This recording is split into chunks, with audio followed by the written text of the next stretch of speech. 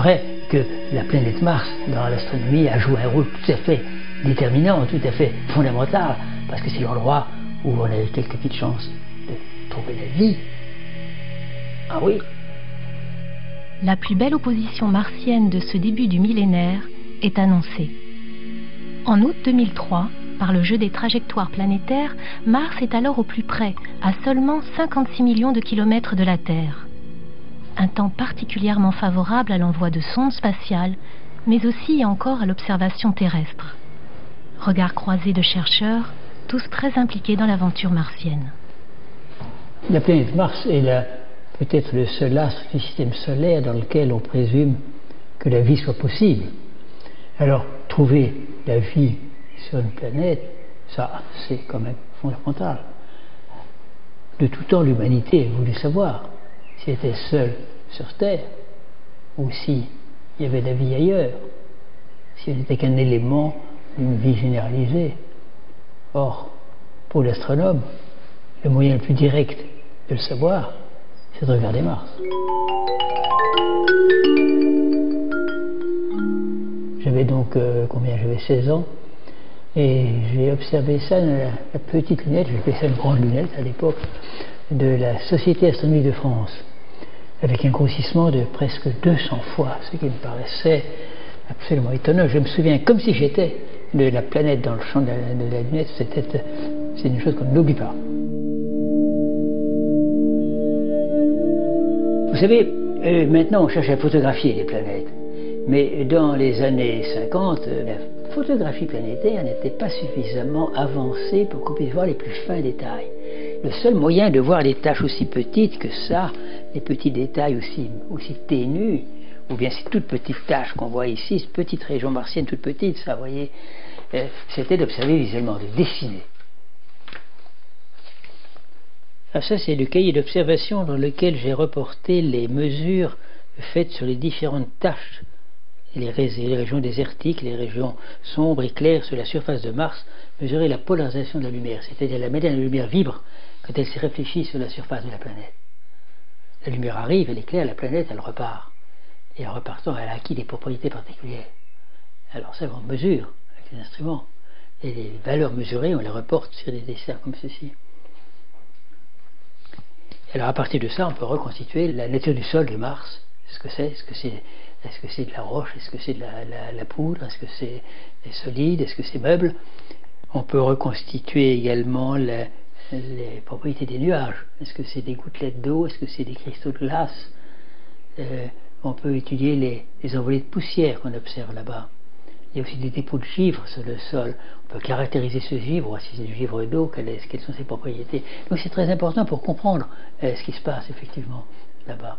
Et ça, c'était le grand privilège de nos observations au Pic du Midi et à l'Observatoire de Meudon, c'est de pouvoir mettre en œuvre des mesures comme celle-là qui ont non pas seulement montré l'aspect de la planète, mais déterminé les propriétés physiques de ce qui se passe là-bas. Vous comprenez ?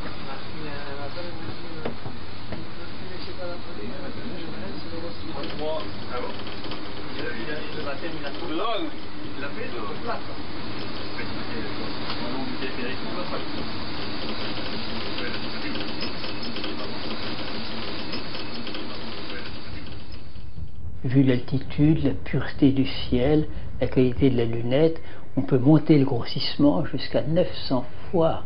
On voit la planète 900 fois plus proche qu'à l'œil nu.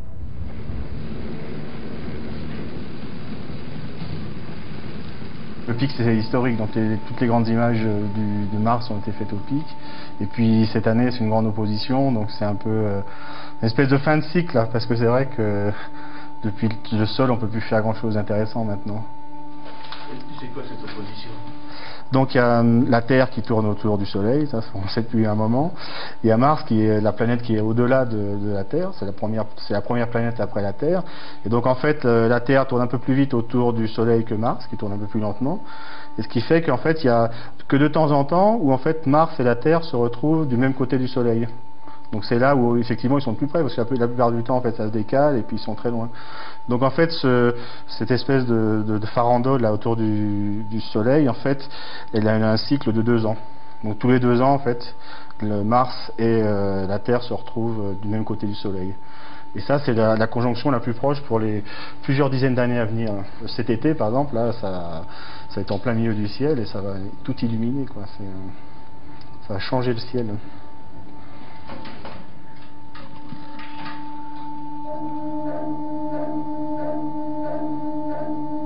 Notre petit avantage depuis la Terre, c'est qu'on voit la globalité, évidemment avec une résolution beaucoup moins bonne. Et donc tout ce qu'on fait cette année, c'est qu'on regarde l'évolution de la calotte de Mars.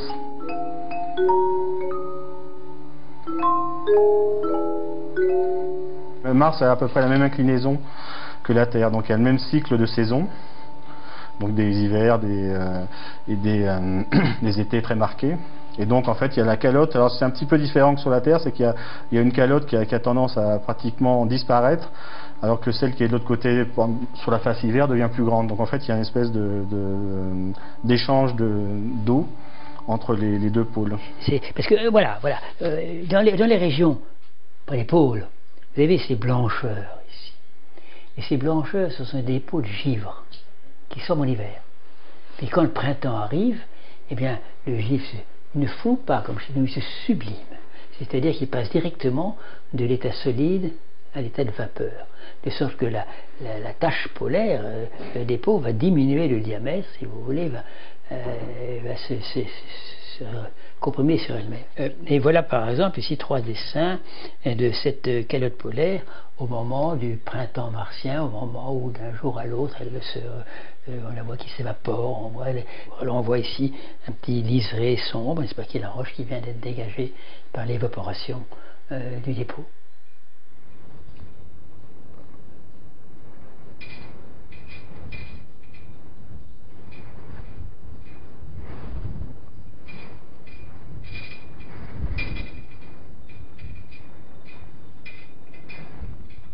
Quand j'ai commencé à faire de l'astronomie, en 1945, donc au pic du Midi, la grande question sur Mars était de se demander si on n'était pas en mesure, avec une lunette, avec un télescope, de voir sur Mars la vie sous forme de végétation. Et c'est là que les mesures de polarisation, les mesures de la propriété de la lumière, ont montré que les régions claires qu'on voit ici ou encore là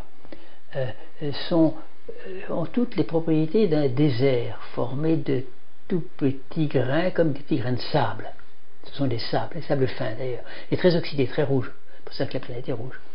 Et les régions sombres, celles qu'on pouvait attribuer à de la végétation, eh bien, les observations du pic du Midi ont éliminé l'idée que ça pouvait être une végétation phanérogame, une végétation avec des plantes, comme chez nous.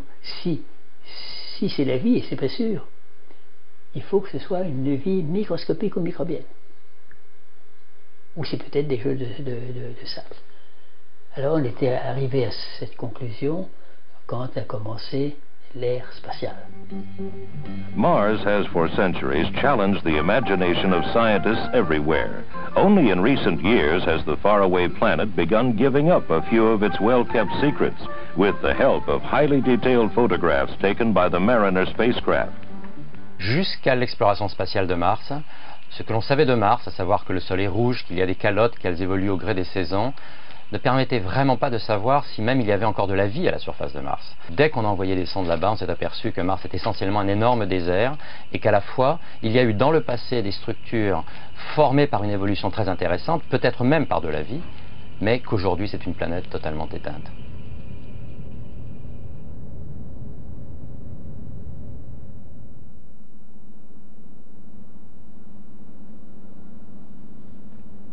C'est à peu près clair que c'est la dernière fois qu'on va vraiment faire de la science depuis le sol, parce que la prochaine fois dans 2 ans, je pense pas qu'on... Enfin, peut-être on observera comme ça pour plaisir, mais...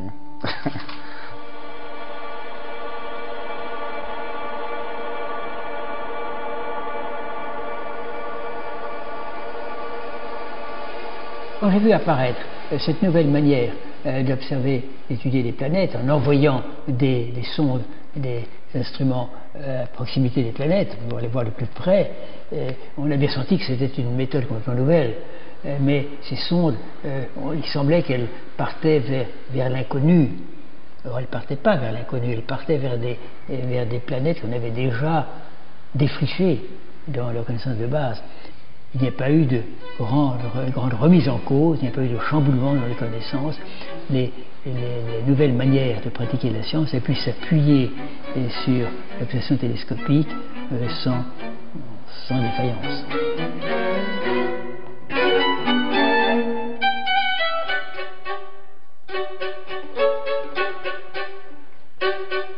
Une des nombreuses différences qui existent entre la planète Mars et la planète Terre,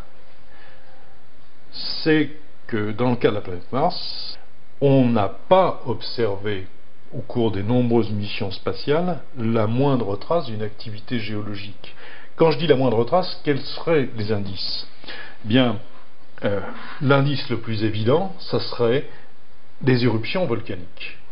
Or, nous avons suffisamment d'images obtenues à différentes époques, pendant différentes missions, qui nous permettent de dire qu'aujourd'hui, les volcans géants qu'on observe sur la planète Mars, tels que Olympus Mons, qui est le champion toute catégorie du système solaire, ou ses petits frères, les monts Tharsis, aucun de ces volcans ne présente la moindre activité volcanique.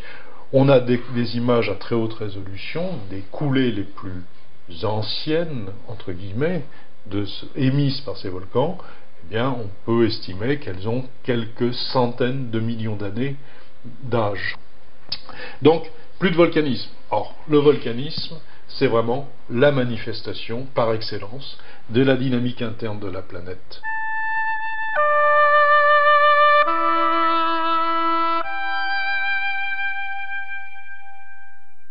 Ce qui fait l'évolution d'une planète, ce n'est pas tant la distance au Soleil, contrairement à ce que l'on pense. La source principale d'énergie, c'est la radioactivité de 3 isotopes, uranium, thorium et potassium, qui sont à l'intérieur.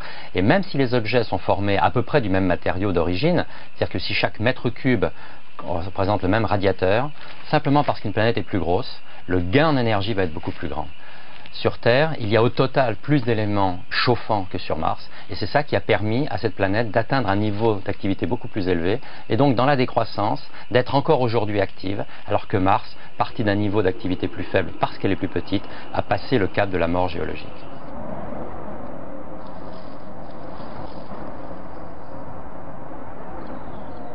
Cette carte vous montre qu'il existe ce que nous appelons une dichotomie, ou une dissymétrie entre l'hémisphère sud et l'hémisphère nord, qui est représenté en bleu.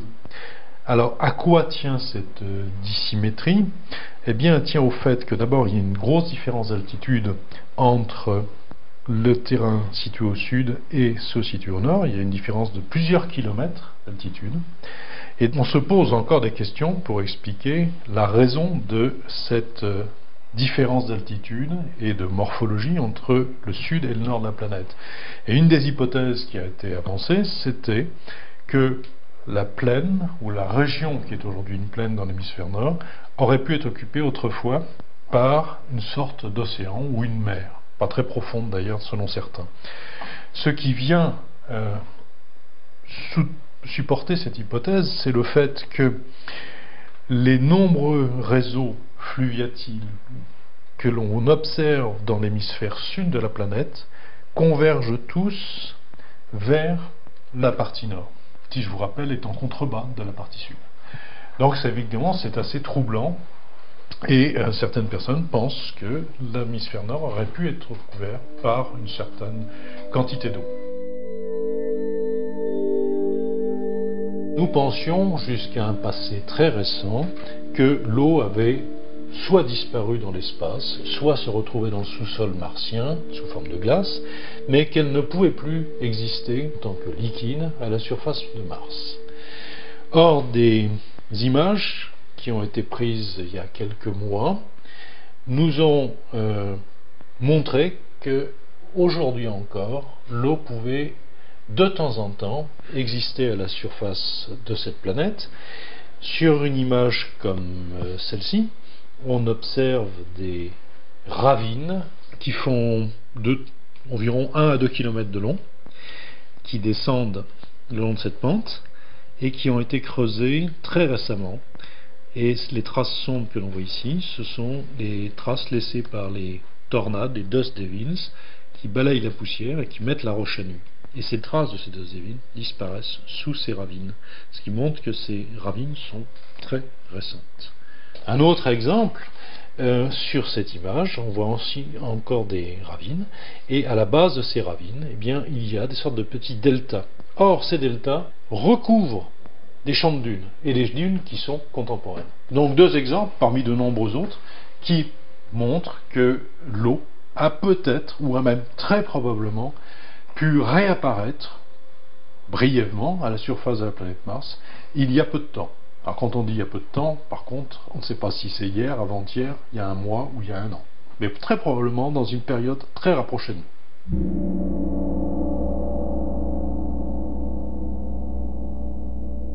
Les grandes questions peut-être, s'il fallait les résumer, c'est de savoir si, au même moment où la vie est apparue sur Terre, il y a plus de 3,5 milliards d'années, les conditions sur Mars ont aussi permis à cette vie d'éclore, et si tel est le cas, alors on devrait être capable d'identifier les terrains où encore aujourd'hui on pourrait trouver de la vie, probablement sous forme fossile, et à partir de là remonter tout le cheminement. Il se peut très bien qu'à l'inverse, les études que l'on va porter sur Mars montrent que l'évolution de Mars était extraordinairement différente et que jamais sur Mars les conditions n'ont été favorables à l'apparition du vivant et que l'existence de vivant sur Terre est réellement une spécificité, au moins dans le système solaire et peut-être dans la galaxie.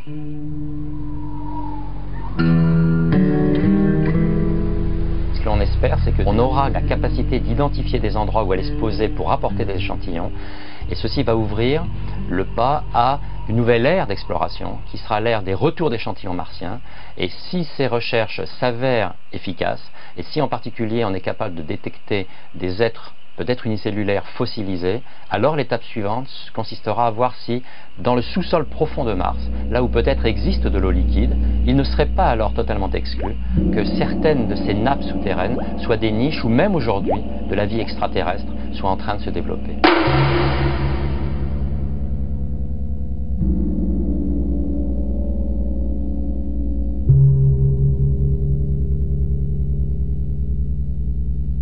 On sait que potentiellement, on pourra, en utilisant les observations de Mars, relire toute l'histoire du système solaire, en tout cas pour le système solaire interne et pour les planètes comme la Terre, Mercure et Mars. Pour autant, malgré l'importance des missions qui ont déjà eu lieu, on peut dire qu'on est presque au niveau zéro. On voit qu'il y a quelque chose d'extrêmement intéressant, mais je suis convaincu que les grandes découvertes, c'est pour demain.